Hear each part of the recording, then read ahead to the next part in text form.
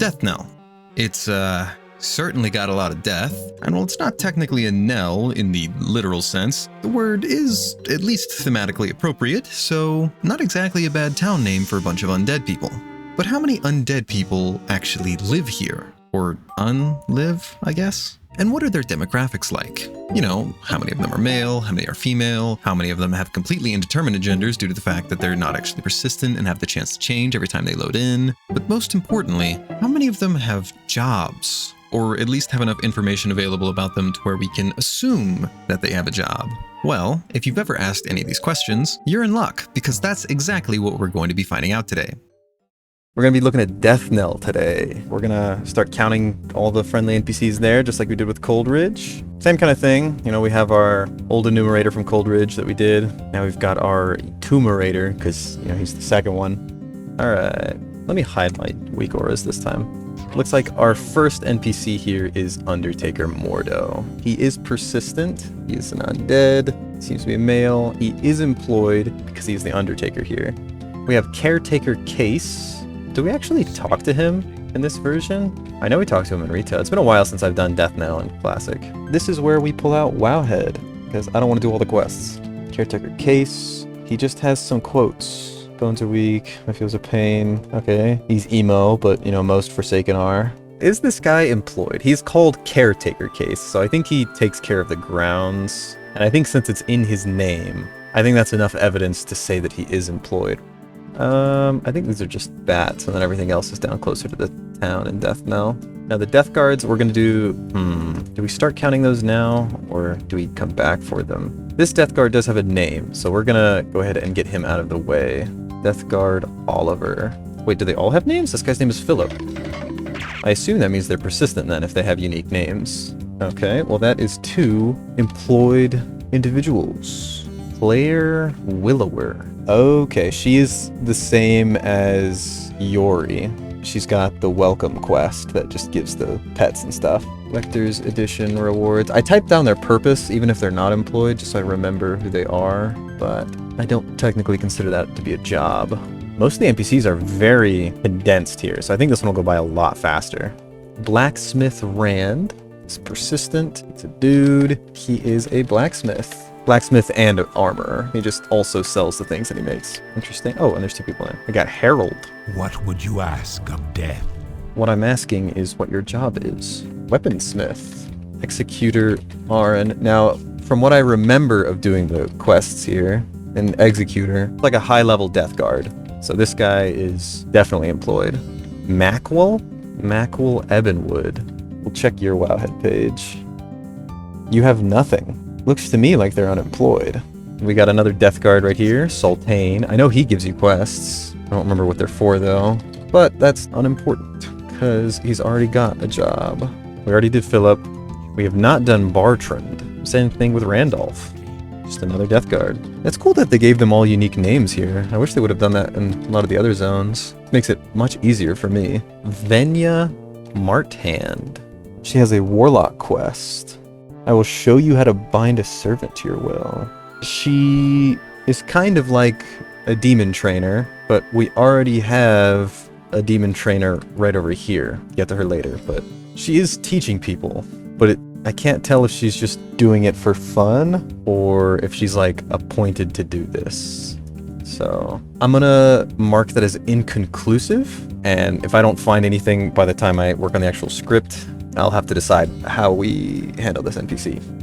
When it comes to Miss Marthand here, I wasn't really able to find anything particularly useful, but since she is hanging out with all of the trainers, and just so happens to have the exact same robe as the actual Warlock trainer, I'm gonna assume that either she's been appointed to teach people how to command demons by whatever entity has organized all of the other trainers here, or if the trainers here are all independent business owners that just like to hang out with each other, perhaps she works as maybe some kind of employee for the Warlock training business going on here. However, since there's not really that much to go off, and this is all purely speculation, we're just gonna mark her down as probably employed, and just like we did with Coldridge, when we get to the final summary, I'll provide both an estimated employment rate as well as a verified employment rate. Maximilian here is a trainer. That better be good. Trainers are certainly considered to be employed because they run their own business.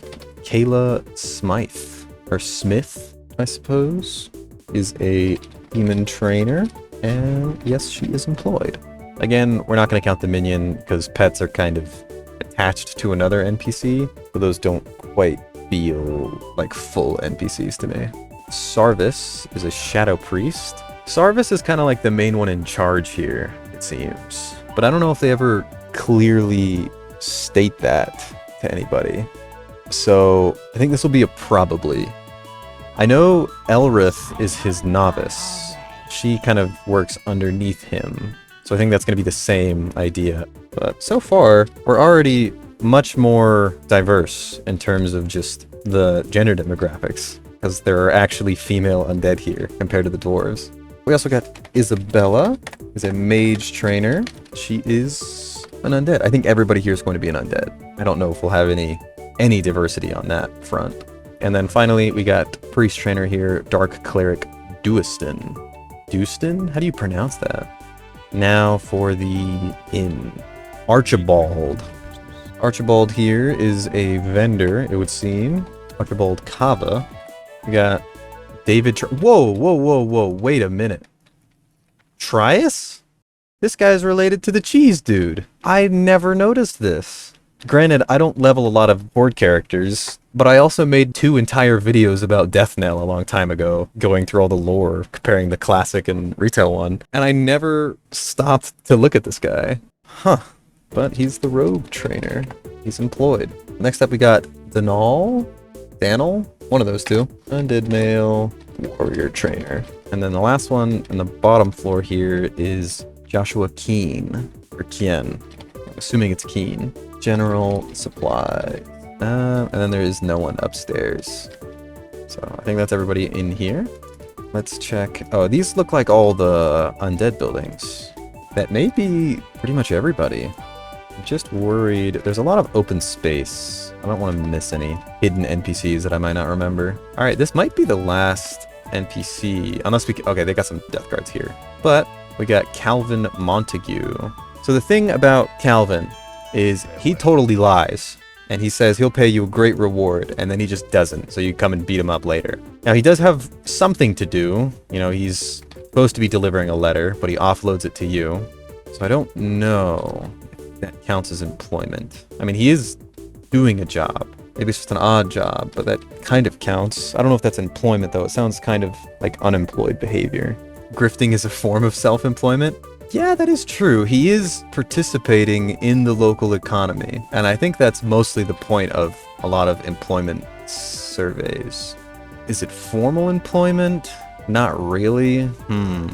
I don't know. I think this is another inconclusive that I'll have to do more research on and see how actual censuses... Is that the plural for census? Censuses? Either way, I'll need to look into it and see how they count those things. According to the Federal Bureau of Labor Statistics, who, once again, we do not claim to be affiliated with, but who we do definitely take some inspiration from, someone is considered to be employed if they did any work at all for pay or profit during the survey reference week. And this includes all part-time and temporary work, as well as regular, full-time, year-round employment. And since I don't think the Bureau specifically does any background checks to determine whether or not income is obtained legally, I do believe that it is technically possible that someone performing not so legal forms of work would be counted in an official survey as employed if they were willing to report themselves as having a job.